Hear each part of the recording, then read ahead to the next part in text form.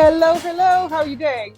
Good. Hello and welcome, Future London Academy. Love to be with this audience. It looks like folks are still streaming in. Yes, definitely. There will be many, many people joining. I know this is the topic that is very important and painful. But before we go into discussing all things project management, let me do a proper introduction for you. So, everyone who is joining, please welcome our guest today, Ariel Ross. Ariel has spent 15 years working in project management and scaling operations in companies like Airbnb and Apple, and currently is an executive producer at Asana. As you know, Asana is this amazing project management tool, and she also runs, it's like a very meta. She's project managing in a project management company, which is absolutely mad. But Ariel has so much knowledge about what we as creatives need to know about structuring our process, scoping projects. And you worked on the agency side, you worked on the product side, you've seen different types of creative teams, and you work with agencies now at Asana, so you can see all the mistakes they make when they scope and plan projects. So I'm super excited to talk about this, especially because I feel like project management is something that a lot of creatives think it's not important. But I have to say from my personal experience that what makes or breaks an agency in terms of growth, in terms of their clients, if they come back or not, is good client and project management. So please tune in, everyone who is in a creative field, because the next hour will be super, super exciting. So before we start, I have 10 rapid fire questions for you. Okay. Are you ready? Yeah, let's do this. Let's do this. Okay. Who did you want to be when you were growing up? I wanted to be a veterinarian. So I know that's kind of pretty common, but as soon as I realized that surgery was involved in that, I think that dream became a little bit more out of sight. But you have cats now, so I suppose you got part of your dream a reality. First thing you do when you start your workday. First thing, every single day is that I have time that is set out. So it's blocked out. So I can really go through what it is my intent of the day is. So setting aside what is the goal for today and what are my priorities. So that way, folks that work with me, they know that I'm not reachable for the first 30 minutes to an hour. But yeah, first thing is really prioritization of the day. So then I can go into the day and be very hyper focused on what it is that I'm going to accomplish. Love it. Describe yourself in 3 words. Oh boy. Friendly, instinctual, and collaborative. So I think a lot of things when it comes with project managers is that having good instincts and being able to address and associate a situation at a high level, but also know all the details is really important. So I think I've identified that. Good 3 words. Love it. What is one thing that annoys you the most? I would say email and distractions. So when I get into an email chain and there's 20,000 things and I'm trying to figure out what the status is, who's who, where the attachments are, that's pretty frustrating. That's not super I fun. can relate. I can relate. What's your guilty pleasure? Mac and cheese, macaroni and cheese, 100%. That just hits the spot, and I can honestly eat it at any point. Your Mhm. favorite book? Favorite book? I guess I'll do fiction and nonfiction. So with nonfiction, I would say, I can't think of the name. It's Michael Lewis. But it's about, now I'm on the spot and can't handle myself. But that's one of them. Michael Lewis, all of his books are fantastic. And then I would say Is the one about tennis? it's the one with analytics and how to change your business and things like that. So Cool. I'll look it up. I'll send a note afterwards. But I would say fiction would be House of Leaves, which is a really unique book. The structure is not like anything else I've seen before. I'd highly recommend that. Oh, love it. Oh, lots of books for me to put on the Yes, reading list. Moneyball. Jane, Oh, thank you. Moneyball. That's exactly Yes. what I was looking for. Oh, good. Best piece of advice you've ever received? I think it's the difference between a criticism and a complaint. So, what's the difference between a complaint and a critique? Is really providing a solution. So, if you go to the table and just have identified a problem, that's not really helping. That's just pointing at the issue. But if you go to the table and have a critique where you provide a solution, here's the challenge and here's how we solve it. I feel like that is a really big distinction between the two. Love it. Professional achievement you're the most proud of? I think back in 2008, back in the day, I was a photographer, and I was selected as a leading photographer by Xandra Rhodes for the Museum of Fashion and Textiles in London. So there was a 4 month show on masculine style and men's photography, and that was a really neat point, an accolade in my career. Wow, that's like a completely separate life that you had before all this project management journey. Okay, I have the last question for you. What is the best part about working in project management or production? Yeah, I think it's just seeing everything end to end. So you're involved in the entire journey and you can really see how things are grown and how they develop and what the result is. So I think in different parts of creative, you might see a slice of that where you'll just see one part of the production phase. But really, when you're managing end to end, you get that visibility and inclusivity to really see how everything comes together. And that's the part that I really enjoy. Well done. You passed all our rapid fire questions.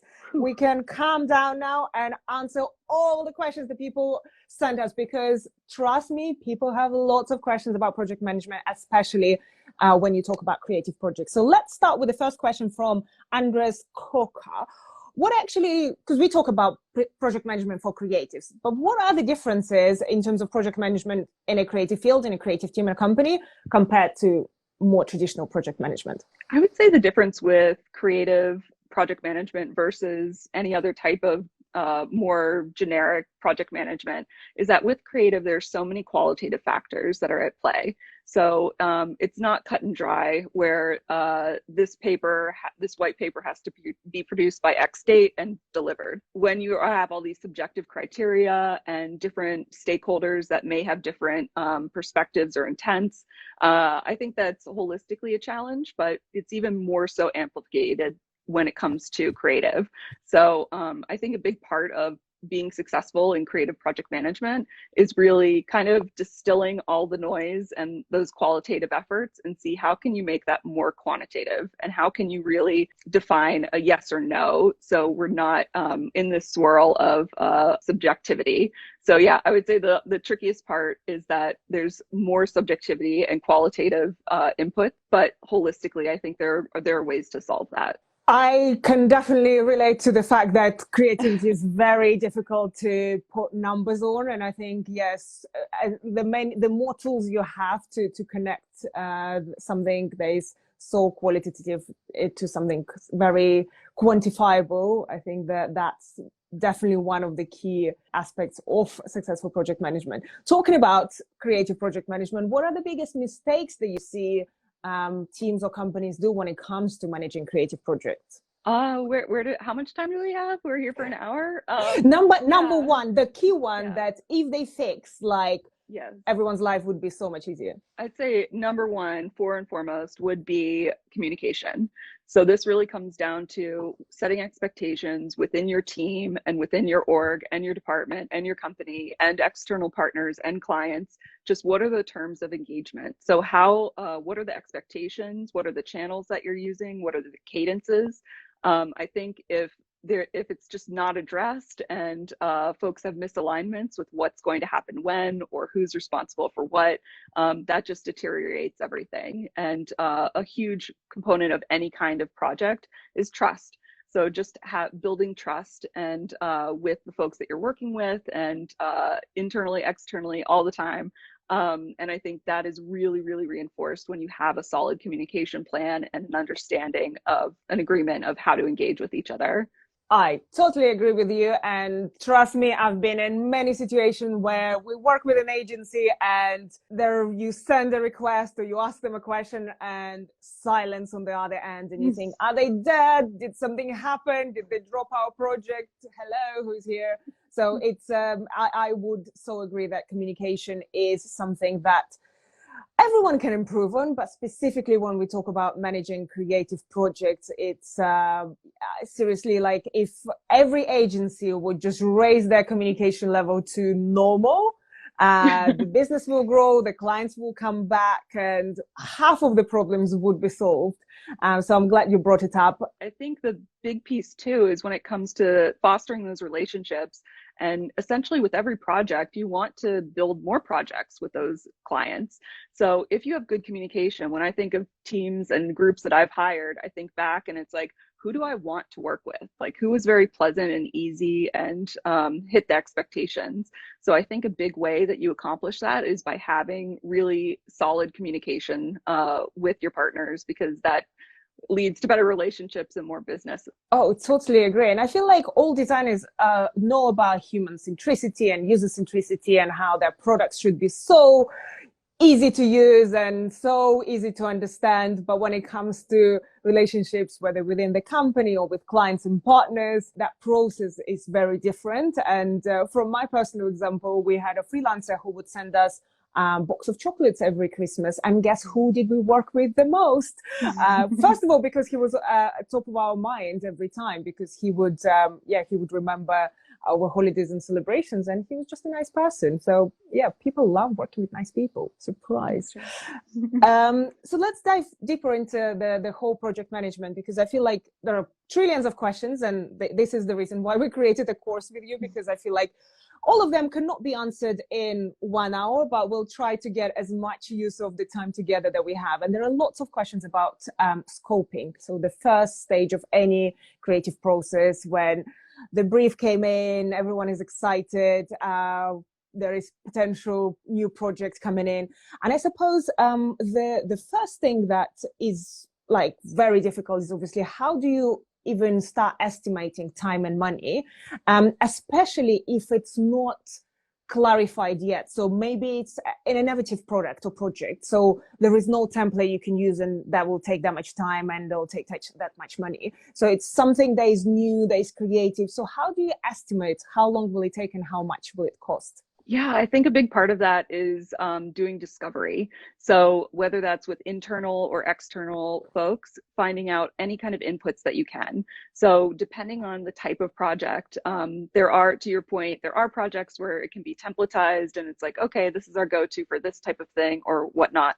But for these, a project that just doesn't fit any kind of mold, it's really important to go to different stakeholders. So going to the tech or the developers and saying, okay, how long would this take for engineer hours to do this type of thing?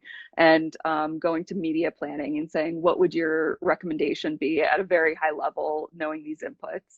And going to the client and also saying, are there any hard deadlines or any timing considerations that we need to be mindful of in coming up with this?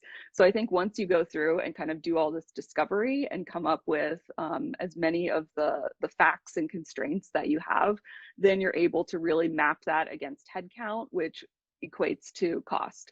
So understanding what the structure of the project's going to be, what the phases of production are, and who needs to be staffed at each of those stages. So I would always recommend this is all in hypothetical land. So thinking, ideally we would need 3 designers, 1 design lead, etc. So coming up with what those things look like and then mapping it to headcount, which would be the cost. So you'll land at what a proposed timeline and a proposed cost budget scope could be, just by getting all those variables. And when you get all this information, because I can imagine there is a lot that you need to ask from the client, from your internal team, to understand, as you said, how technically complex it is, so you get a bit of an understanding, even though it might not be precise, but it's still at least some sort of estimate how difficult this project is.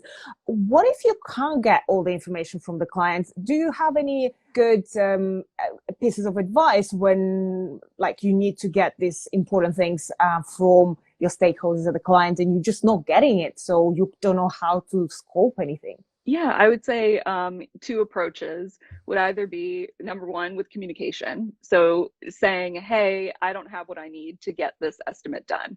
So if you're just silently struggling, that's really not going to solve anything. So if folks are not responsive, finding a different means to connect with them. If you're in the office, swing by their desk if they're not responsive. When it comes to the client, because they really want the estimate, they're coming to you for an ask. So they should have the intent to be able to provide you the information that you need. So following up with them. And so I would say step one is really communication and making sure that you are saying what the trade-offs are. So if I don't have this information by this date, then I won't be able to get you an estimate until this date. They're like, all right, by Friday, end of day, we should get something from you, and you don't have your inputs. Just be very vocal in saying what you need. The alternative is to just come up with something that is fully hypothetical. So based on your life experience and program experience, you could come up with something that is salient. It's within the realm of possibility, but again, just communicating that piece and saying, this is an estimate based on the information provided, but it's subject to change because we're missing like these inputs to really dial it in. And you actually mentioned a really good point about communication, and we keep coming back to the very important part. What is there a best way to kick off projects to make sure that all these communication things are nailed and there is no miscommunication, and kind of one email went one way, someone wasn't CC'd in, and someone has been agreed on a WhatsApp? And what's the best way to kick off meeting to get this information and make sure that the brief that you put together and the estimate that you put together actually is something that all the people in the room want? Yeah, I think a big part of that is creating a communication plan. So really addressing with everyone that you're going to be chatting with and working with what the established means of communication are. So if there is something urgent, what is the method of communication and what is the cadence that you do this, and what qualifies something as being urgent? Or if there's a quick question, is that going to be through a chat channel like Slack or DMs, or is that something that should be text? So just figuring out what is the best working method to work with a client, and establish what are the do's and don'ts within that as well. So let's say someone's on WeChat and I'm in the States and I can't access that tool. That's not going to be an effective way to work with a client. So saying, okay, these channels we cannot communicate through. These are the approved channels, and this is what the expectations are. So you'll get a status update at the end of each day through Slack. On email, we'll send over any documents that need to be reviewed or any kind of files that need review and things like that. So when there's an established communication plan, that really creates a really good framework for being able to have the right expectations and really keep things moving smoothly. That makes sense, and definitely good point on communication channels. I feel like dealing with different cultures. I work a lot with Russia, and Russia loves messengers, whether it is a Facebook Messenger, whether it's WhatsApp or Telegram. And in the UK, not that many people use messengers, especially for work related purposes. So everything is on email or Slack if it has to be. And I feel like when the two cultures clash, then if that hasn't been communicated up front that, hey, please don't send me important information over WhatsApp because I can't CC people in and they'll definitely miss it, that's something that becomes a bigger problem later when things kind of start creeping in from different places and kind of discussion happens too late about stop doing this, stop messaging me, when everyone is already annoyed on both sides. And talking about kicking off, like what are the things that you can do in the initial meeting? Do you prefer doing it from your personal experience over the phone? So like get clients on the phone and all the stakeholders, do you prefer doing it in the room? Or like, are there any best practices around like how to get everyone's input before you start the project? Yeah, so I would say this is assumed that we've been awarded the business and we're moving forward. Contracts are moving along and things like that. So I would recommend having a meeting either in person or over video conference, Zoom, something like that, because it really puts everyone in the same place, and you can read the room and see, kind of gauge what the feedback is in addition to what is said or unsaid. So I think it's really important if you say, okay, well, we're we're not going to be using WhatsApp, we're going to be using Slack. And then you see like a grimace from someone, you can be like, oh, sorry, is there something wrong with Slack? Can we dive into that a little bit more? So I think you just get, when you interface directly with folks, you just get more honesty and really just that real-time feedback that you need to set up a good plan. So with any kind of kickoff, it's really important to be in person as much as possible, or video conference, whatever it is, the means to be able to see folks. And then also having a really strong agenda. So understanding what's the intent of this meeting, what are we going to cover, what are we not going to cover, and what is the outcome, what's the goal? So how do we know this has been a successful kickoff? So understanding if it's going to be going over the schedule and getting approval, that could be part of it. If it's going to be next steps where you have to do customer interviews, and who should you be put in contact with to get that done. It's just understanding, having a really clear outline. This is the objective of the meeting. These are the steps and these are the outcomes. I love how you talk about kind of very structural and systematic approach.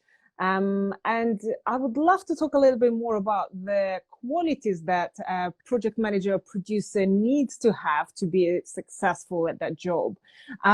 You worked with many, you hired many.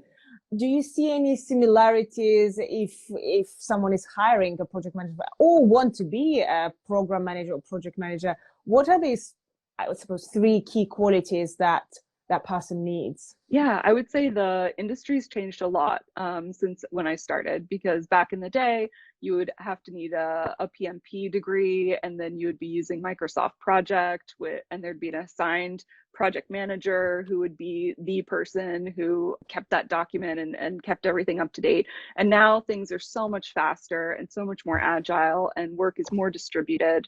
And I think when you were kicking off this conversation, you mentioned how a lot of folks don't even realize that they're taking on these project manager responsibilities. So even in getting an email and having, here are 4 next steps, that is project management. And that's saying, okay, who's responsible for what by when? So I think the main things, because there isn't, I'm sure there are courses and other things, but with my career and with the folks that I've hired or look for, I think there isn't a clear path. So it's not just like I go to project management school and I learn how to do Scrum and all these different things. So I think there are lots of different avenues of how people land in this type of work. And personally, the way that I landed, I started working as a creative and then realized that no one could organize things for my own creative purposes. And I was doing all the production and producing and the creative. So I was like, like maybe I should just lean into doing the production work.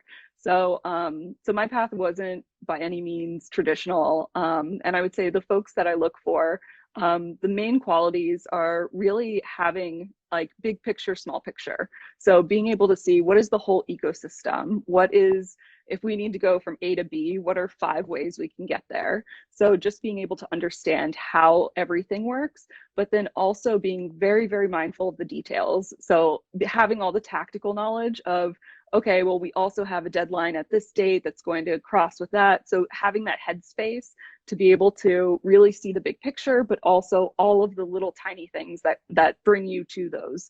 So I think that's a really unique skill to have, and not everyone can accomplish that, but that's something that is extremely strong for a project manager. Another thing I would say, I guess I'm like beating a dead horse when it comes to saying with communication, is just being an open communicator, being able, I call it, where kind of being like a chameleon, where my style of communication changes depending on who it is that I'm talking to.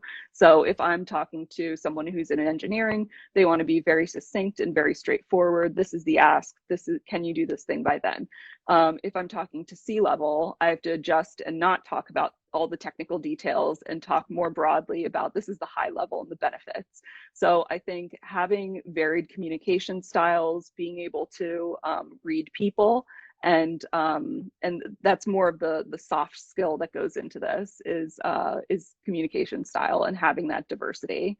So I think some folks call it like pattern matching, where you kind of read who it is that you're talking to and then match their style of communication. So I found that can be effective and being able to identify that. So sometimes even I'm hiring right now, so I hope folks aren't using my tips against me, but sometimes I'll switch my style within an interview and see if the candidate will also match in turn. So can they identify that I first was super friendly, now I'm very serious, and can they keep up and match that pace? So yeah, I'd say the two things are really just like high level and tactical scope, and then also communication style and being able to read the folks that you're working with. Wow, this is such a fantastic tip about switching your communication style during the interview. I'm slightly afraid to try it on poor candidates. They'll be like, "What's going on?" But I feel like you're right. Like communication is such a difficult thing to nail. So to test that, you have to come up with all sorts of things to understand who's in front of you, and yeah, can they actually read you, and can they understand other people that are in front of them, depending on situation. You mentioned a couple of terms and words like agile and scrum and everything else, and I want to dive deeper into that discussion because when we talk about project management, first of all, if we start going into different industries, let's say product design, then it will be agile and scrum, and there will be product managers, there will be kind of all sorts of other job titles.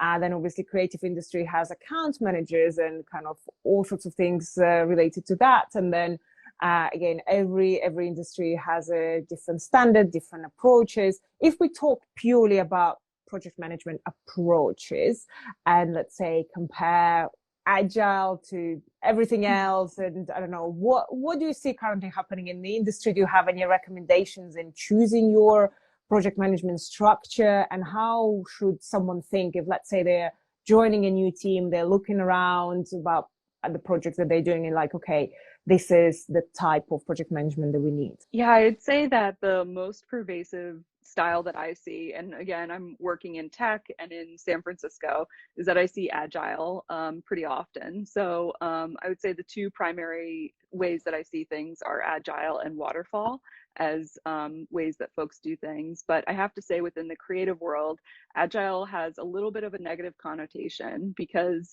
it's based on more engineering methodology where you have 2 week sprints, and it's like, what are we going to do in 2 weeks? How do we know that's successful? Let's go on to the next 2 weeks. What are our focuses and what are we going to do? So sometimes I have to kind of code that a little bit where it is that we're doing 2 week sprints, but in reality I'm saying, okay, this is the concept phase and it's going to be for 2 weeks. So I think there's also there's some nuance because people have a gut reaction to some of these terms. But I would say the benefits of having agile is that you have your entire structure in place, but by breaking these into smaller sprints and smaller chunks, then you're able to digest and pivot quickly. So if something changes, let's say you go from live action to animation after the storyboards are made, it gives you're not fully locked in or dedicated to a certain path. So because you're doing these things iteratively, you're able to change things a bit easier. So hence the term agile. So that's really my preference of how to work. But again, I would say there's in working with creatives and marketing departments, sometimes you have to kind of cover that up a little bit and call it something else. That is interesting in terms of terminology and kind of making the setup that works for the team. I would also love to talk on the flip side of that, or rather the dark side of agile, or any work that maybe is looking more at the short term and kind of constantly adjust, which is scope creep. So everyone in the creative Yes. industry experience scope creep, and when you planned one thing, you sat down with the client on day one and you plan this amazing project, an amazing timeline, and all the things they'll do by a certain date for the certain budget.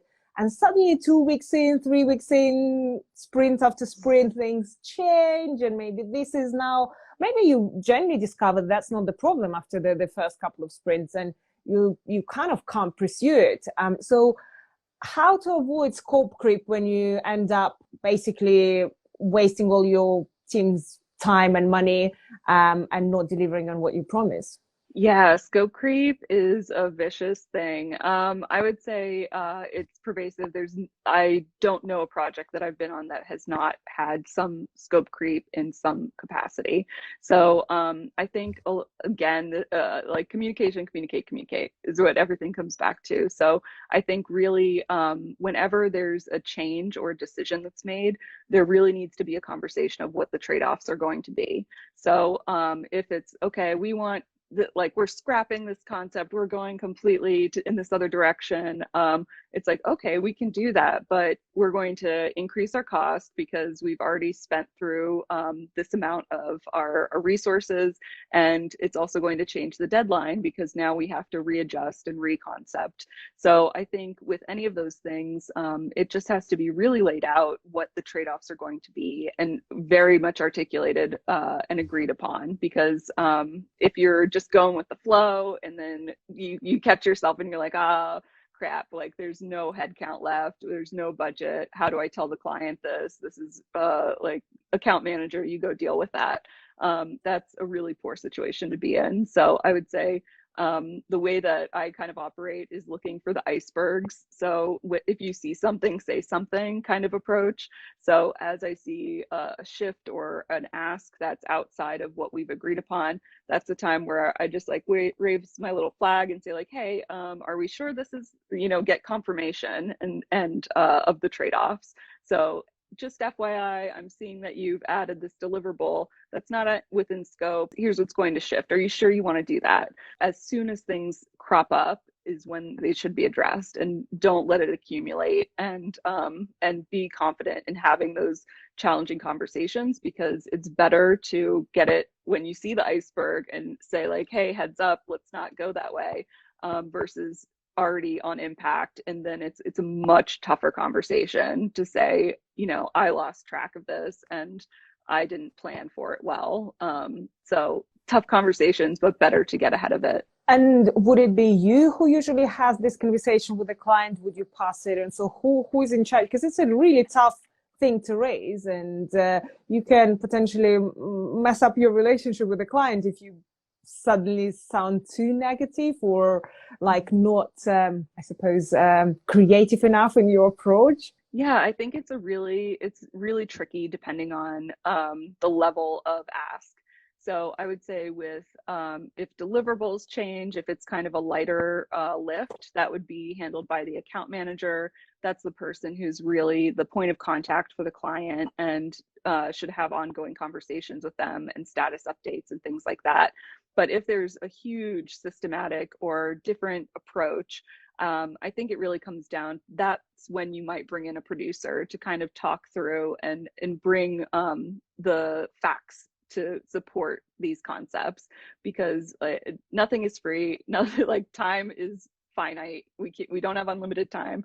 So when I think in grounding things in what the reality is, you can come up with different options and say, okay, there's these three ways that we can approach the situation, and this, we can accomplish what it is that you'd like to do. But we do need you to understand that by changing this, it will impact the project.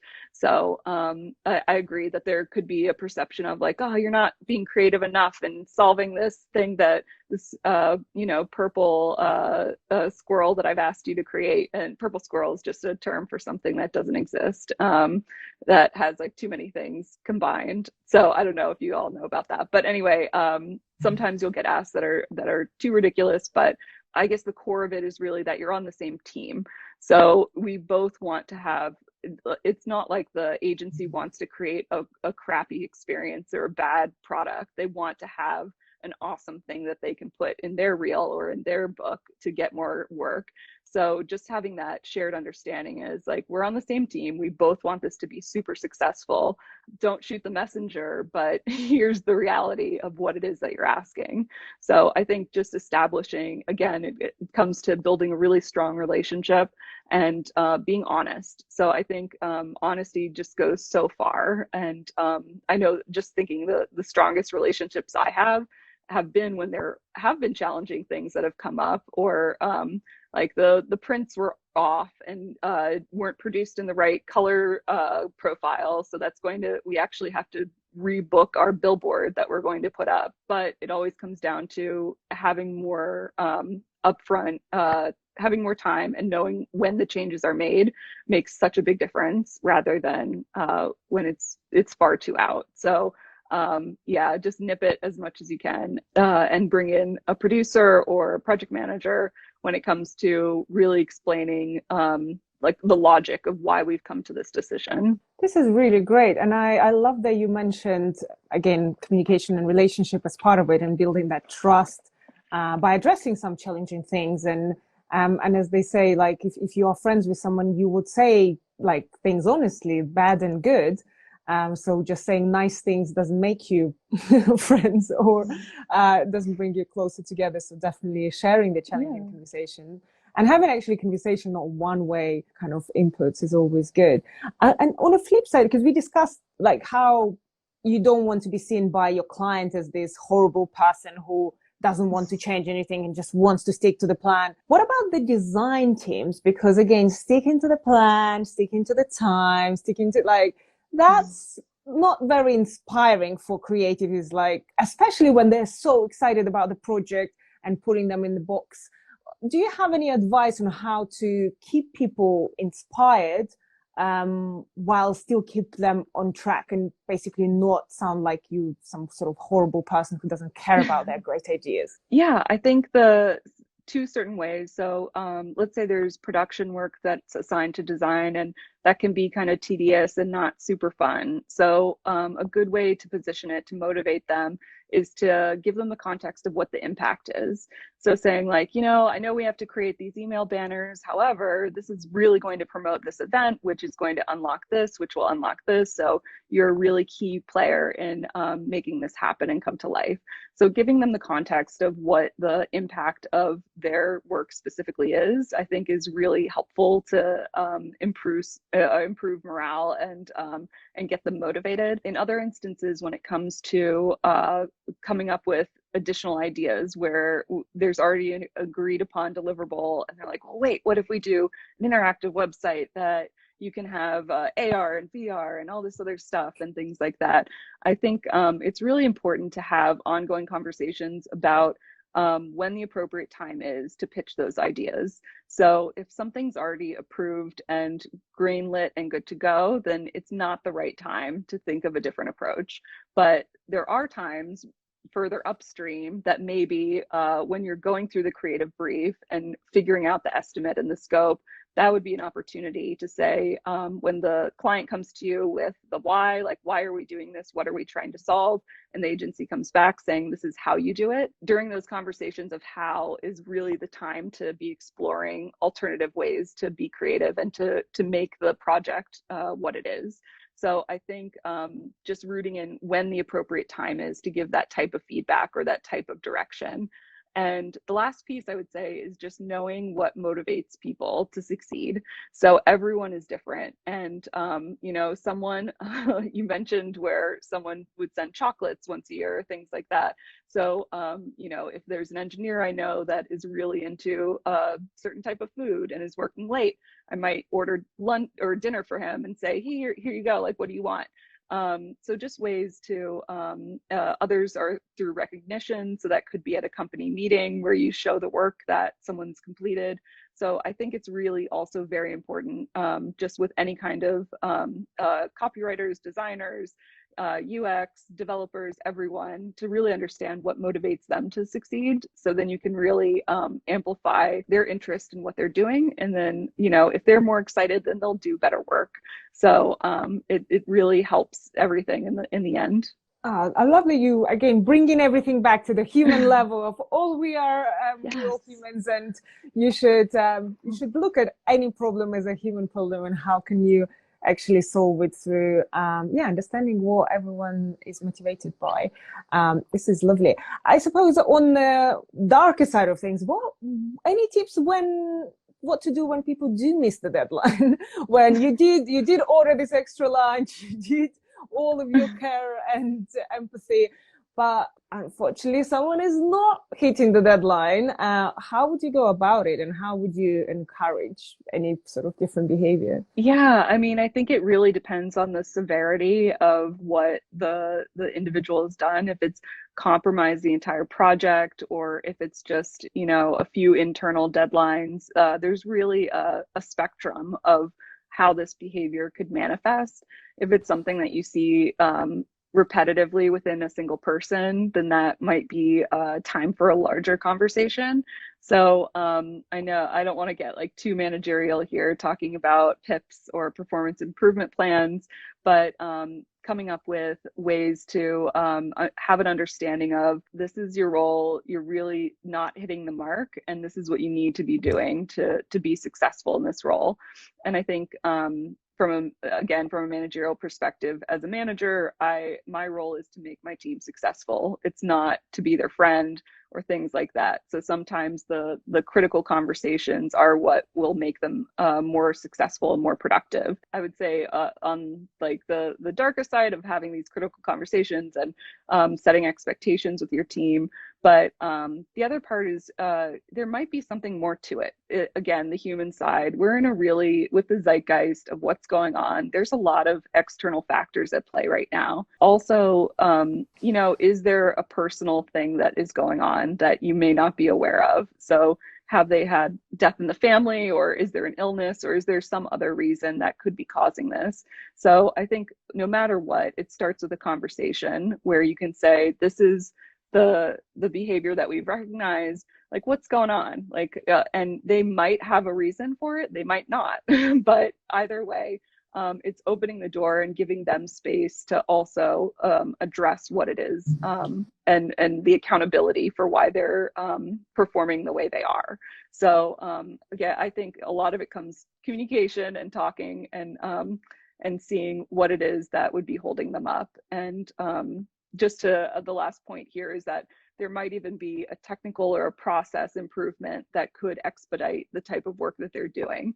So they could say like, oh, well, I didn't know that this file was ready, and so on and so forth. So then it might also discover some process improvements that would help the entire team.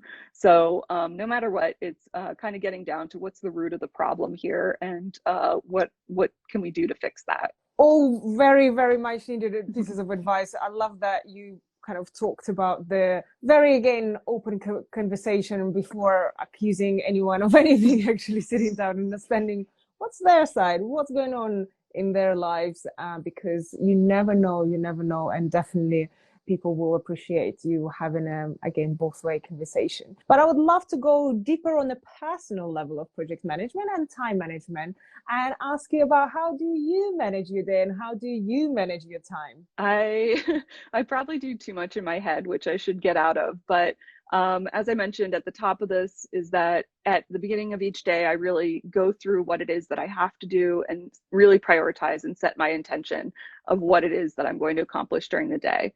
The next layer of that is really like, what meetings do I have, and what are the obligations that I've committed to throughout this day? So seeing, I have 8 meetings today. So that's also something to be mindful of. And am I prepared for each of these meetings? I think when it gets to a point where there's too much, where if my whole day is in meetings, then I'm not able to be successful in my work.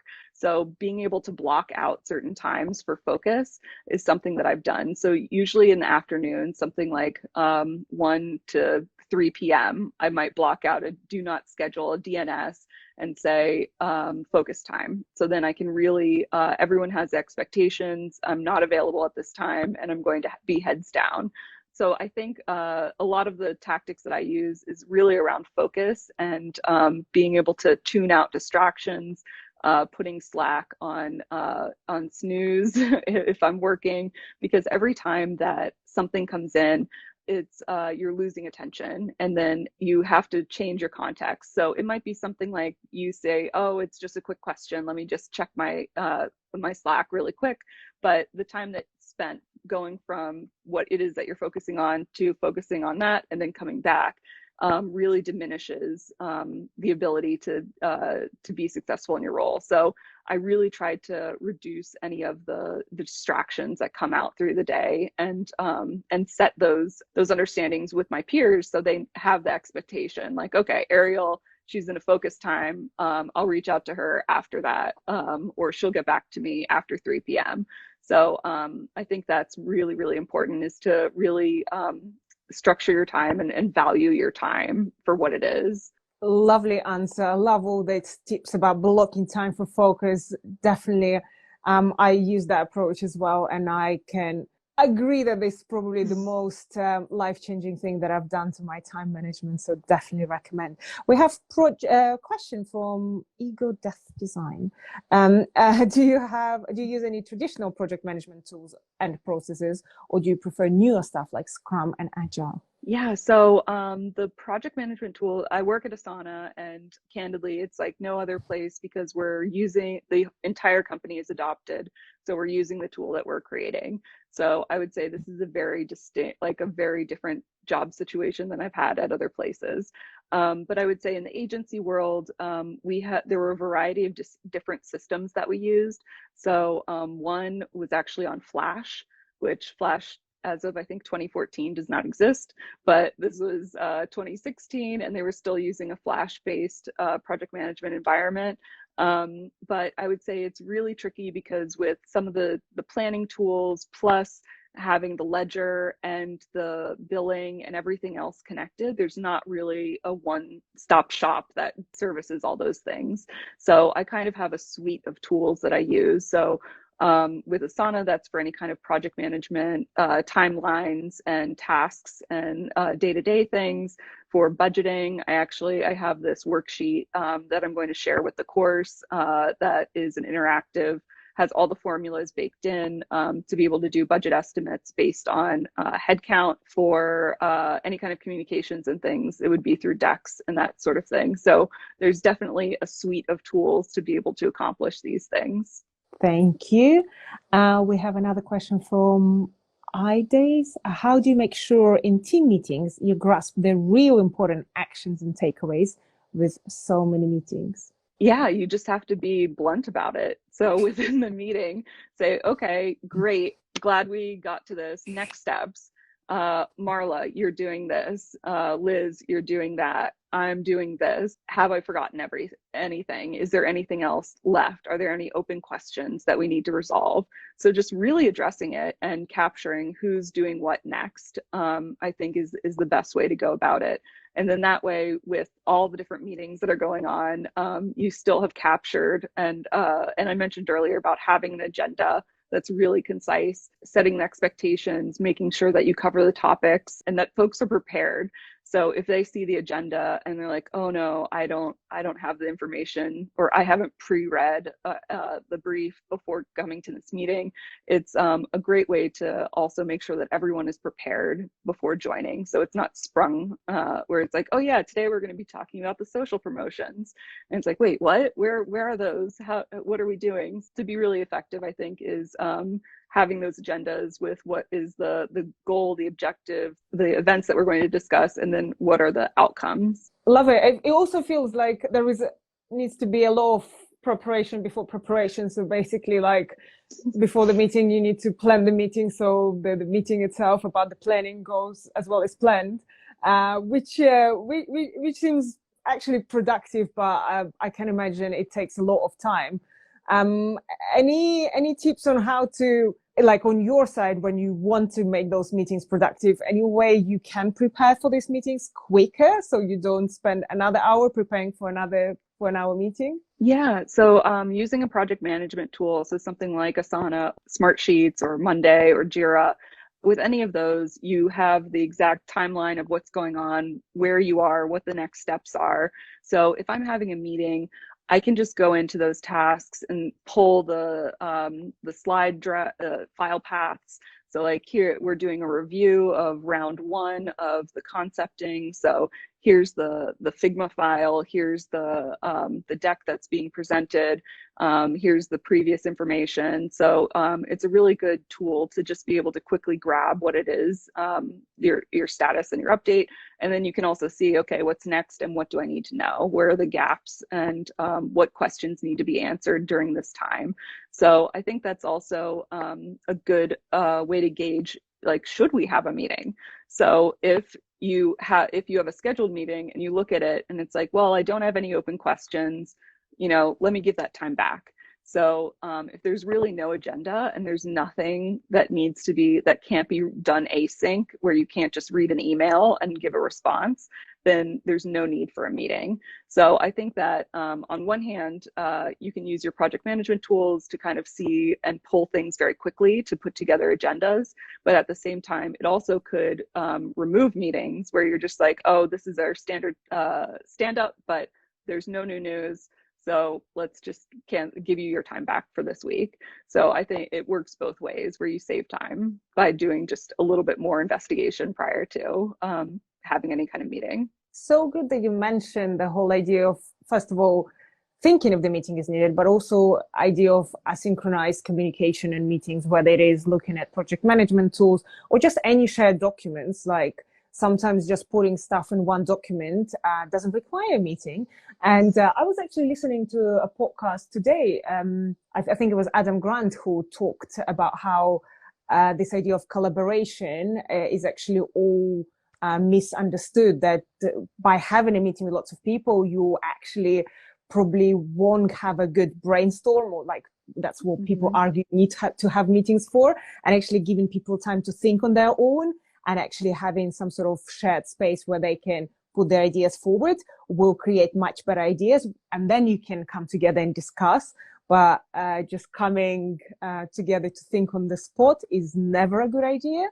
And definitely in a more technical task, but as well as in a creative tasks.